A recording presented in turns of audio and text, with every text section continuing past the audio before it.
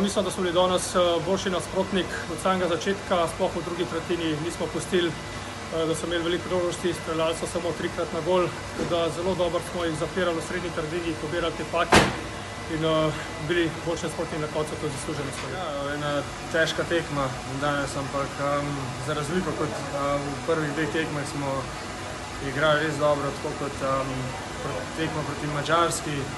Mislim, da stopnjujemo to igro, da igramo pač na tak način, kot hočemo. So še napake, ki bo treba še odstraniti za jutrišnjo tekmo v Italiji. Okay, again it was a very important game. A lot of stress to face, but I respect the team that they could once again, with this stress, they could play clever, more clever than the opponent, and we scored quite many goals. That has been our weak point, but today this weakness was nothing. So I'm very happy for this game.